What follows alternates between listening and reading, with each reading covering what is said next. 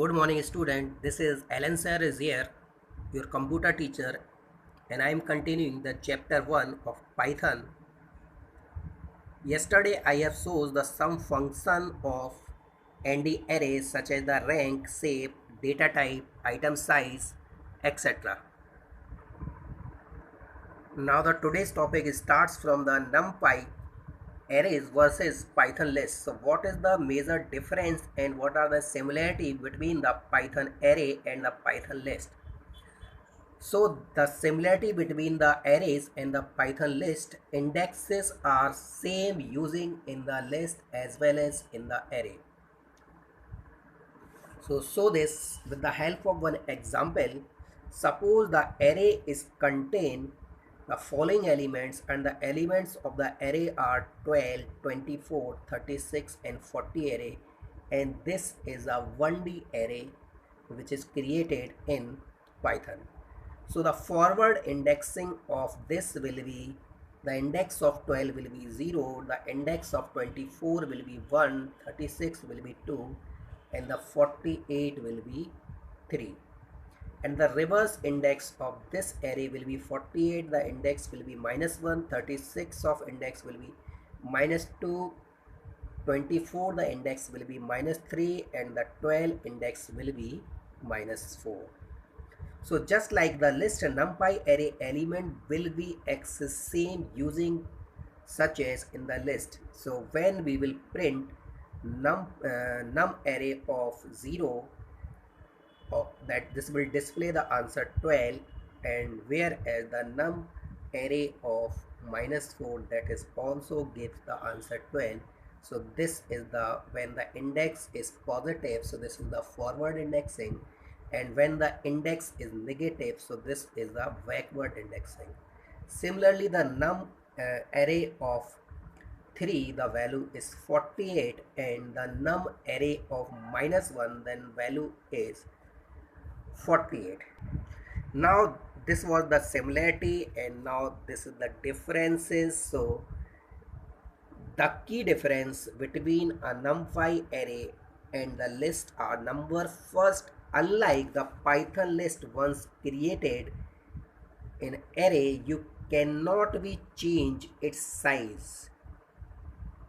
You can change the contents of the array, but the size of the array cannot be modified. So this is the first point.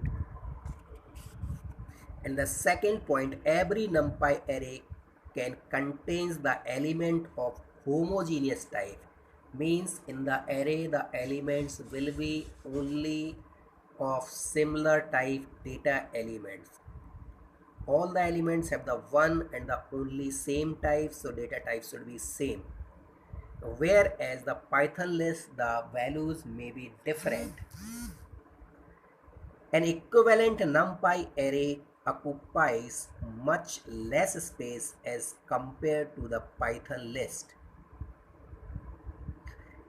And the last one is NumPy arrays support the vectorize operation if you can apply a function to perform on every item that in the array. So this will be performed on every item where this cannot be performed on list. Let's see this example.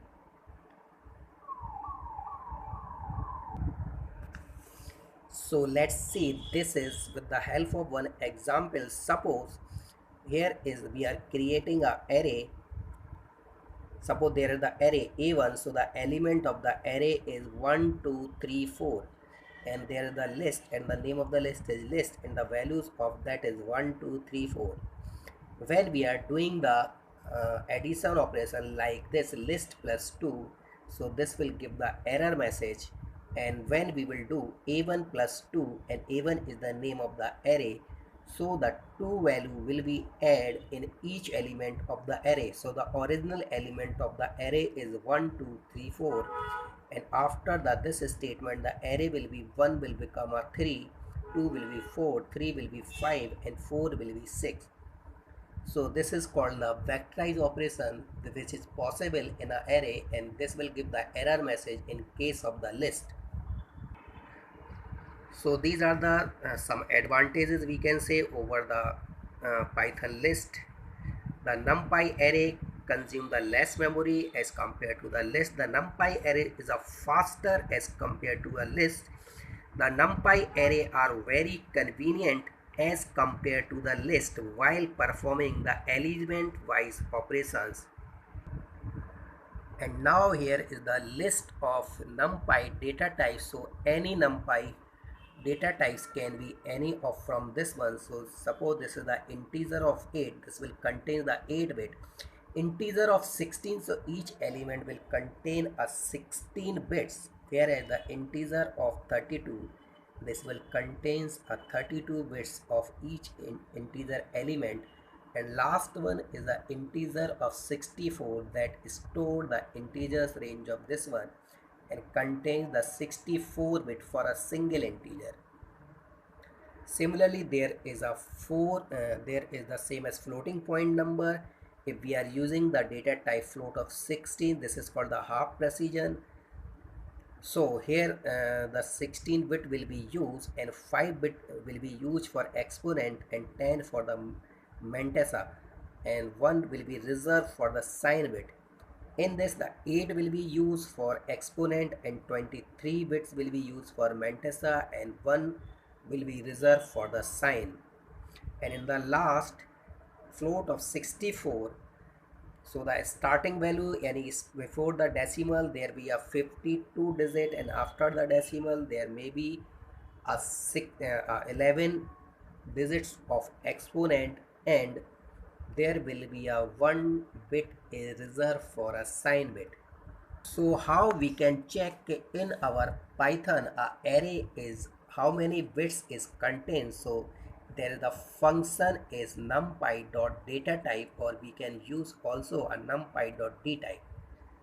So suppose we are writing np is a array dot data type. So to use this is a 64-bit data type. You can also the answer if you are giving the 64, so this will give the 64, or this is integer 64. Now in this we are creating a array. So creating a numpy or numnd array using a array function. So suppose these are the elements. So np is the name, this is the numpy, np is the object of,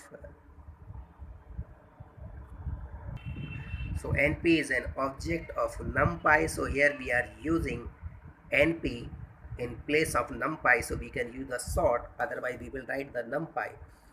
So this np dot array, this is the small mistake is here, here should be a double r. So np dot array and the value is 2, then 5.2 and 1.0, and this is storing here. So this above statement here is the 2 category of value, so this will automatically takes the data type floating point, so the 2 will be converted as 2.0. So now see, by default the data types of all the elements will be the float data type will be chosen, as it can store all the three values 2, 5.2 and 1.0.